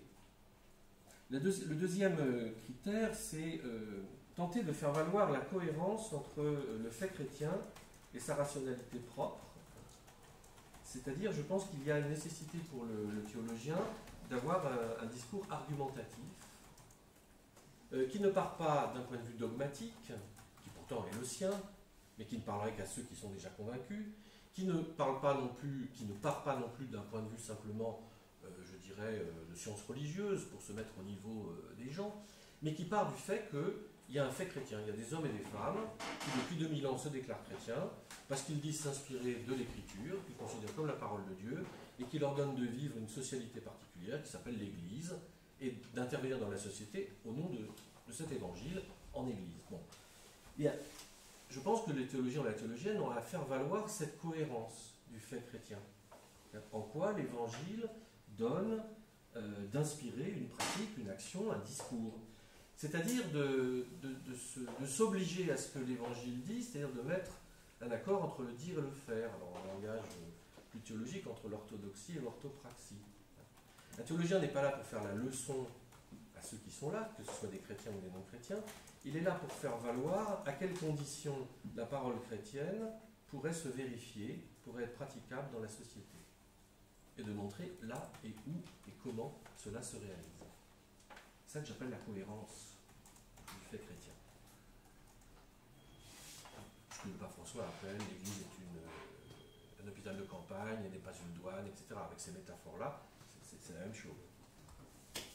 Le troisième critère, je dirais, c'est d'entrer dans un dialogue des rationalités qui accepte que la raison soit toujours engagée de manière conditionnée par des sujets humains qui ont une langue, une culture, des émotions, des désirs, des savoirs, des savoir-faire. Xavier Thévenot insistait beaucoup là-dessus. Il disait beaucoup que le théologien ou la théologienne ne peut pas se passer du dialogue avec les rationalités des sciences humaines, parce que, comme je vous le disais, celui qui parle de l'Évangile, celle qui parle de l'Évangile, celle qui cherche à construire un art du discernement chrétien dans la société avec d'autres, il est situé quelque part. Il n'est pas tout sachant et tout pouvoir. Il est conditionné par des biais cognitifs, par des habitudes, par des traditions plus ou moins élucidées par lui. Il est confronté aussi à des incertitudes avec lesquelles il sait faire ou il ne sait pas faire. Voilà. Donc il y a une nécessité pour le théologien ou la théologienne d'accepter d'entrer dans le débat avec des rationalités qui ne sont pas les siennes et d'exposer sa propre rationalité aux rationalités des autres. Ce qui est un débat évidemment exigeant. Et évidemment, avec ce débat peut être parfois violent. Le théologien est disqualifié en disant ce que vous racontez c'est de la mythologie. Bah, parlons-en. Qu'est-ce que vous appelez mythologie? Ah, vous voyez, avec votre livre La Genèse, vous nous racontez comment le monde est né. Bah, le monde, on sait bien, les scientifiques, il n'est pas né comme ça. Mais est-ce que ce livre parle de ça? Voilà. Donc, entrer dans un débat de rationalité qui vont être en tension, mais avec lesquels on va pouvoir échanger pour peut-être dégonfler des a priori ou des représentations et soi-même s'exposer au questionnement des rationalités contemporaines. Hein, il y a des questions humaines d'aujourd'hui auxquelles l'Église n'a jamais pensé et qui viennent de la situation contemporaine. Donc il y a un travail, il y a une mise en travail de discernement à la lumière de l'Évangile, de ce qu'il y a à comprendre et à faire.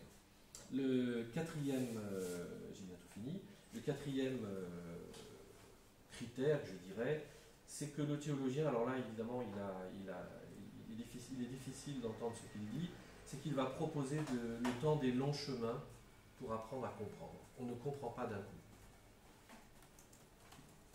Donc c'est quelqu'un qui doit rappeler et essaie de rappeler que l'histoire, c'est un lent travail et un long chemin de mise en route. Je crois que tout le travail de l'Église sur la synodalité aujourd'hui peut aider les chrétiens à comprendre ça. On ne peut pas demander aux théologiens d'être un magicien. Dites-nous ce qu'il a pensé de ça. Non, je ne peux pas vous dire ce qu'il a pensé de ça. Il y a un travail de discernement, de compréhension, d'échange et de dialogue qui demande du temps, non pas la cinglingla, hein, pas jusqu'à la fin, mais qui demande quand même de respecter les médiations de l'histoire et du temps qui étaient si chères à Xavier Thévenot. Un avant-dernier critère, c'est aussi pour le théologien et la théologienne qui intervient quelque part dans l'espace public ou dans l'espace ecclésial, d'avoir une visée, c'est-à-dire le projet de construire avec l'autre le discernement. De ne pas se présenter comme celui qui sait tout seul, mais qui a un certain nombre de convictions, un certain nombre d'outils pour réfléchir à ce que peut être la vocation chrétienne dans le monde, mais de construire ce discernement avec l'interlocuteur, et pas sans lui. Dans l'ordre de la pensée, de la réflexion, comme dans l'ordre de l'action. Et le dernier, avant-dernier encore peut-être, le théologien rappellera se rappellera d'abord à lui-même et rappellera aussi aux autres qu'il faut pouvoir supporter le désaccord, sans pourtant s'en contenter. Parce que l'évangile, c'est quand même ça. Dieu supporte le désaccord jusqu'à être rejeté. Ça ne veut pas dire qu'on va s'en contenter. Et pour cela, et c'est mon dernier critère, il y en aurait bien d'autres, en cohérence avec l'évangile, je pense que la théologienne ou le théologien aura à mettre en œuvre les principes d'une communication non violente pour résister à une société de la brutalité. Il y paiera peut-être cher ce type d'attitude, mais je ne vois pas comment il pourra l'éviter à cause de l'évangile. Je vous remercie.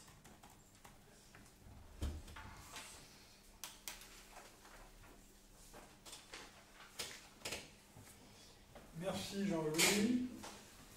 Alors, peut-être reste là, parce qu'il y a une question pour toi. Dans le chat,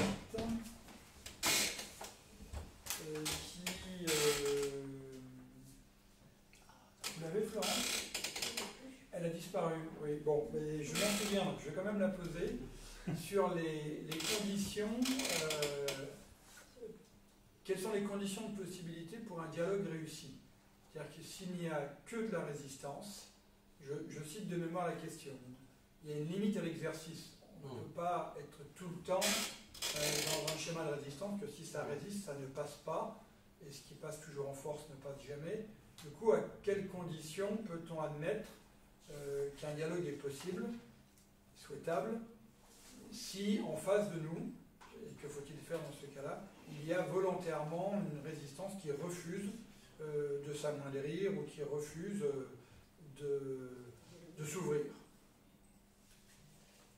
Bien, je crois que c'est souvent le cas. Les conditions d'un dialogue réussi avec de la résistance, enfin, c'est le cœur même de l'évangile. Hein. Je pense que la première chose, du point de vue de la pratique théologique, c'est de se positionner en communication non violente, c'est-à-dire de ne pas opposer à la résistance une violence plus grande. Première condition de possibilité. Deuxième condition de possibilité, c'est de rester dans l'argumentation. C'est-à-dire, vous ne m'entendez pas, vous résistez, j'essaierai de vous dire autrement la manière dont je comprends ce que j'essaye de vous dire. Ne pas céder sur l'argumentation.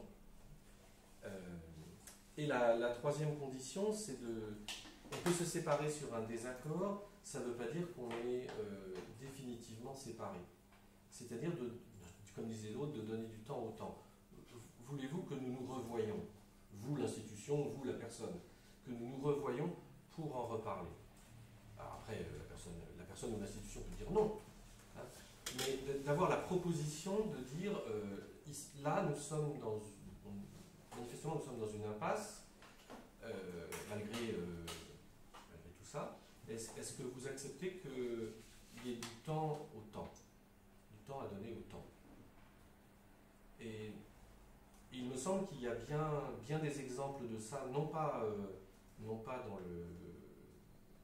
dans le rôle des théologiens dans l'espace public, mais je me souviens de la communauté jésuite dans la Beka au Liban, qui scolarisait des jeunes musulmans pour leur donner un BTS, alors que l'un des jésuites, avait été assassiné.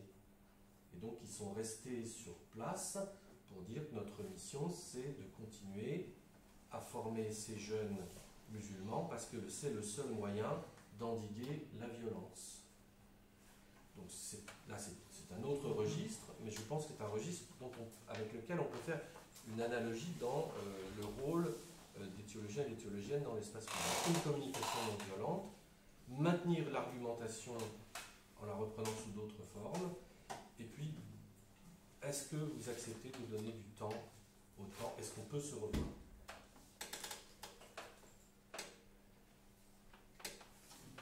Bonsoir, merci pour votre détour par le pluralisme dans les pensées de l'Église, qui n'était pas premièrement visible dans le titre de la conférence. Ma question va porter là-dessus, surtout quand on est ad extra.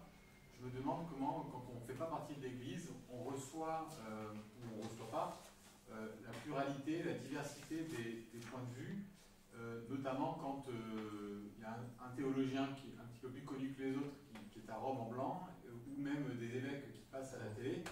Le théologien qui prône le pluralisme dans les universités de la CI, il est quand même beaucoup moins entendu sur la pluralité, alors que les positions institutionnelles sont quand même un peu plus martelées dans l'homogénéité. Oui, alors Xavier Thévenot expliquait bien dans son article que le théologien a montré que les positions institutionnelles, alors on va dire les conciles, les encycliques, les exhortations, enfin les textes officiels des magistères, sont eux-mêmes susceptibles, quand on les analyse, d'être décryptés comme ayant des positions plurielles. Et c'est le rôle du théologien de le montrer, à toutes les époques. À toutes les époques.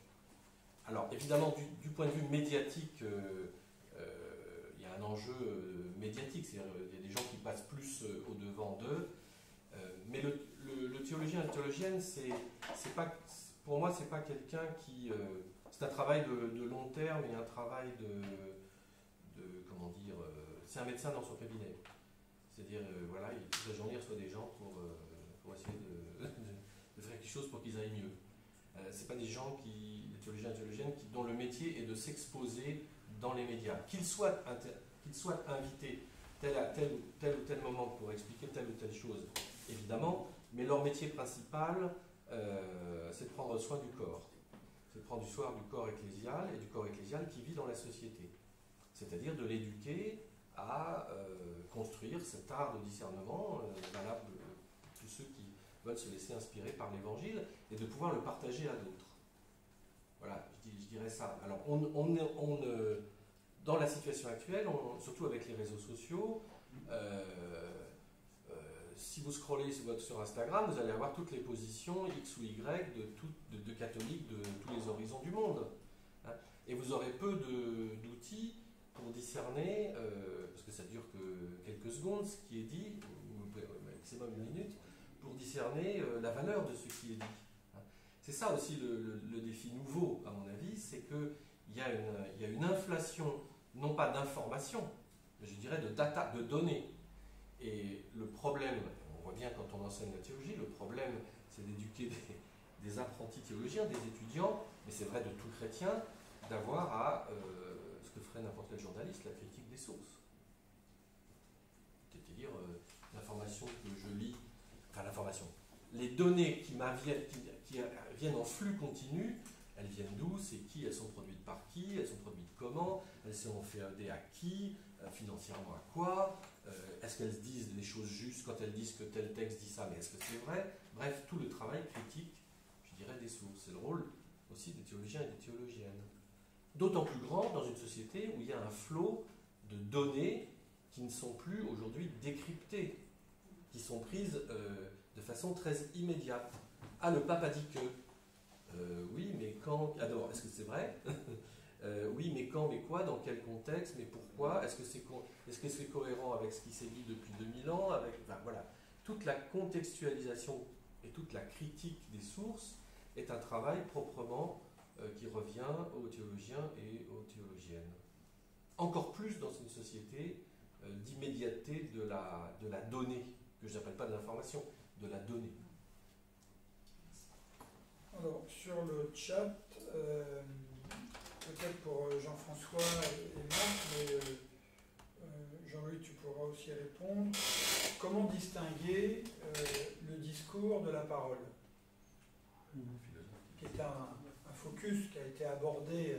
Est-ce que De Certeau a dit des choses là-dessus? Est-ce que Thévenot, du coup, a dit des choses? Et dans l'action concrète de l'ACI, ça a l'air d'être une figure majeure. La parole du discours. Alors, comment, dans un état social où effectivement on est envahi et où le discernement est très difficile à opérer, à quoi peut-on se raccrocher? Quel repère pour se dire là on est dans la parole ou là on est dans le discours? Jean-François, peut-être? Je crois qu'on est effectivement dans une inflation de discours et que, bon, effectivement, trouver de la cohérence, mettre en contexte, comme l'a dit Jean-Louis, aussi de hiérarchiser les choses, de rappeler un certain nombre d'enjeux, c'est déjà faire œuvre, comme on l'a dit, de discernement. Donc c'est peut-être ça qui constitue une parole qui, à mon avis, un peu à notre statut, qui est une parole vive, qui est une parole signifiante, qui est une parole adressée, voilà, et qui est inspirée. Alors bon, là on peut jouer évidemment sur le petit P et le grand P pour un chrétien, par la parole de Dieu. Donc voilà, il y a aussi ça. Je crois qu'on est vraiment aujourd'hui un peu à la croisée de chemin pour retrouver ce qui peut être aussi signifiant.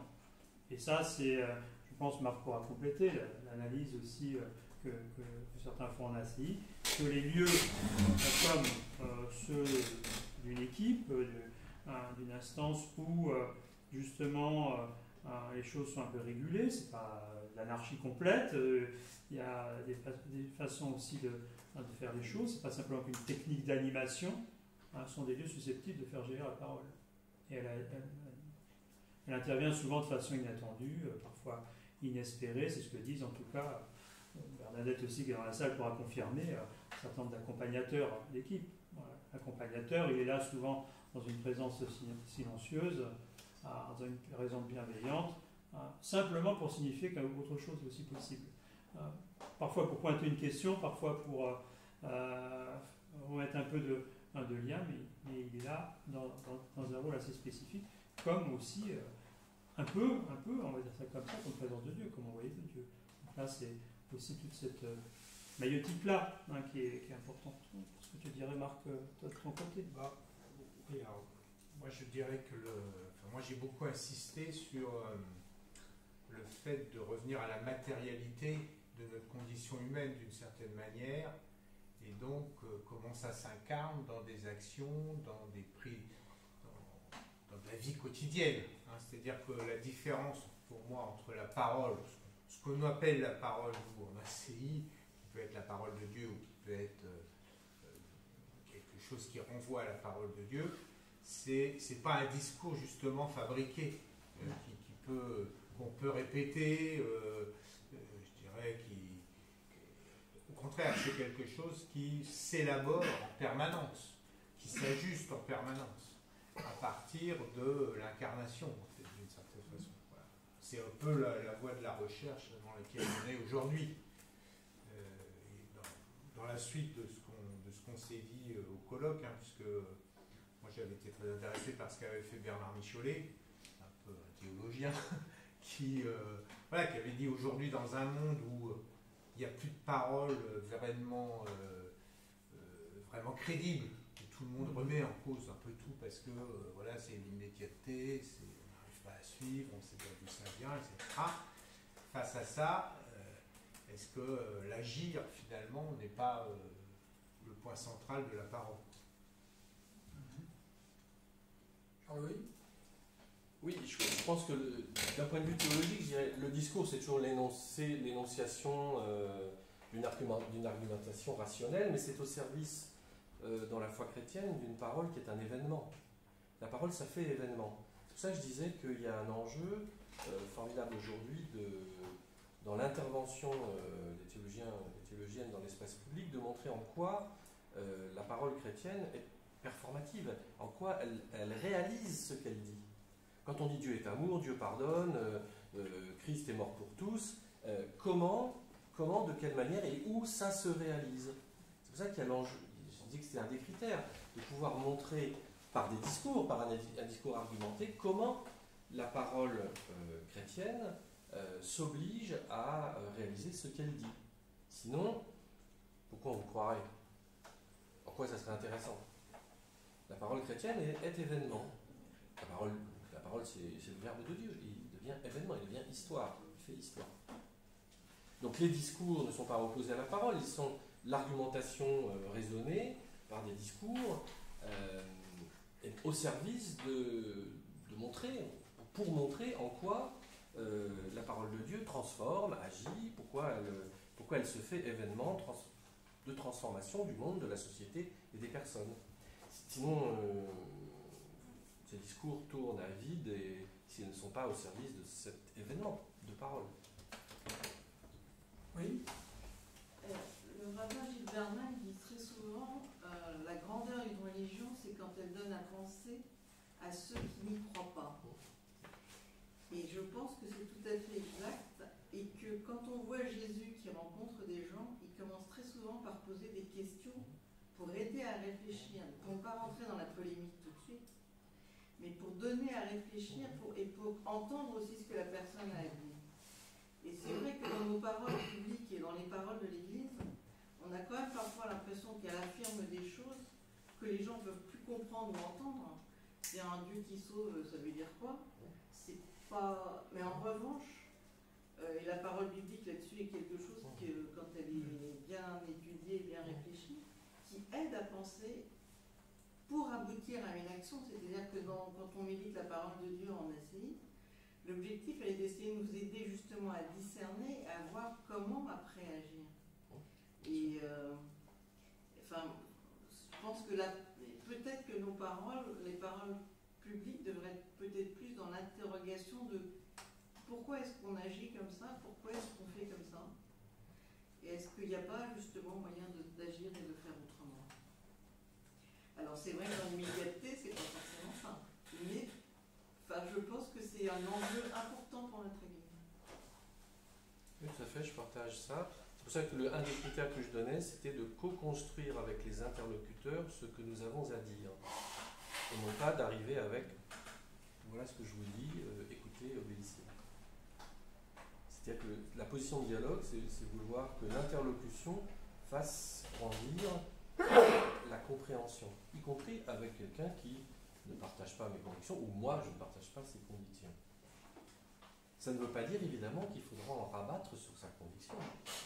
Il faudra que l'interlocution produise de l'événement, et pas seulement du discours. Et là, ça obligera, du point de vue chrétien, à un critère fondamental, c'est que ce que l'on raconte, quoi que l'on dise, montre sa performativité. Vous pouvez dire tout ce que vous voulez, mais ça se passe où? Ça se réalise comment? Et par qui? Mais l'autre aussi est soumis à ça, dans ses convictions. Tu énonces ta conviction sur X ou sur ces choses, etc. Mais ça se réalise comment et où? Pour qui ce que tu dis est un événement humain, d'épanouissement. Je pense dans des sociétés ultra-pluralistes, je pense que tout le monde, et si on est dans des cadres démocratiques, tout le monde peut vous écouter, vous pouvez avoir les convictions que vous voulez sur ce que vous voulez. La question c'est que ça vous donne à vivre quoi? Ça se réalise comment? ça donne quoi? Est-ce que c'est partageable par mois qui vous écoute?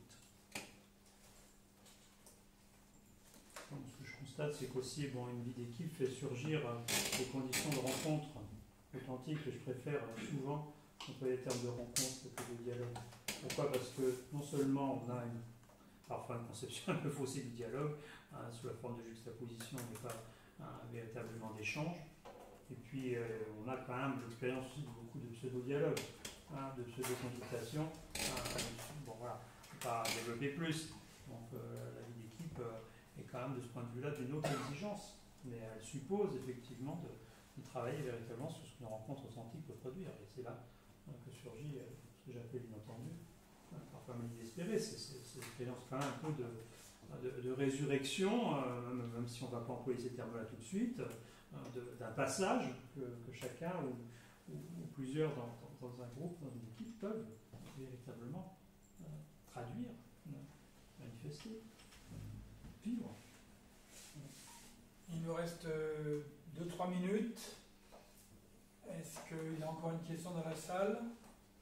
Il y en a une là dans le chat, c'est comment dialoguer avec des gens qui ont pour seul objectif de détruire la différence. C'est déjà la première question. Désolé. C'est la première question de tout à l'heure. Oui, c'est un peu la même, reformulée autrement. Mais... Il y en a qui a dit la communication non violente, ça ne réussit pas toujours. Ah non. Que faire dans ce cas-là? Continuez.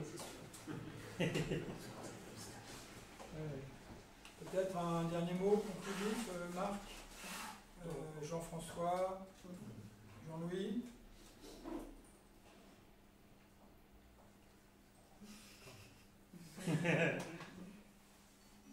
Moi, ce que je dirais, c'est que les théologiens et les théologiennes ont une fonction dans l'Église, c'est un ministère dans l'Église, mais ce n'est pas une fonction exclusive, c'est-à-dire que je pense qu'elle peut être partagée par les chrétiens et les chrétiennes qui ont à cœur, eux aussi, de comprendre ce qu'ils croient et de pouvoir justement entrer en dialogue avec d'autres rationalités à partir de ce qu'ils croient. Et je trouve qu'il faut... Enfin, mon envie, c'est de donner du goût aux chrétiens et aux chrétiennes de penser ce qu'ils croient pour pouvoir parler avec ceux qui ont d'autres convictions ou d'autres visions du monde. Pour entrer dans cette relation de telle sorte qu'on puisse se parler et qu'on sorte de la brutalité et de la sauvagerie. Dans la rencontre qu'on a eue là à Nantes avec les accompagnateurs d'équipe, beaucoup mettaient l'accent sur la liberté à laquelle chacun de nous a appelé, y compris au nom de l'Évangile. Je pense que c'est un peu de ça dont on relève la démarche de l'ACI, c'est va et faire ce que tu peux, ce que tu veux, mais agis aussi en homme libre et en homme responsable. Et ça, c'est absolument indispensable aujourd'hui. J'ai plein de grands merci sur le chat. Et je crois que la cloche a sonné. Il nous reste à remercier nos 3